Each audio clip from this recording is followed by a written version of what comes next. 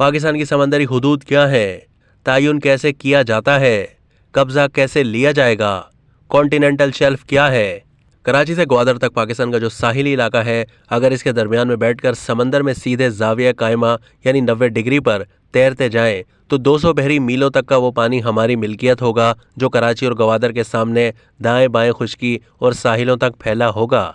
इस 200 मील पानी के ऊपर और उसके नीचे जो कुछ होगा वो हमारा होगा, और इसके आगे जो समंदर 201वीं समंदरी मील से शुरू होगा वो बैनुल अक़वामी समंदर कहलाएगा, जिस पर किसी का कब्जा नहीं होगा।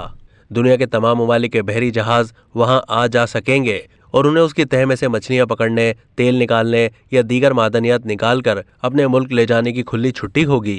बहरी इस्तिलाह में साहिल से 12 मील आगे तक का इलाका कॉन्टिनेंटल शेल्फ कहलाता है। इस शेल्फ में समंदर ज्यादा गहरा नहीं होता, लेकिन जो आगे बढ़े गहराई बढ़ती जाती है।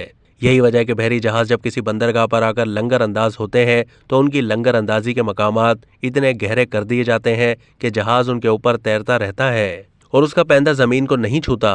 कॉन्टिनेंटल शेल्फ में मछलियां और दीगर आबी मखलूकात तो होती ही हैं, इसके अलावा वहां तह में तेल और गैस के भी वसी ज़खायर होते हैं।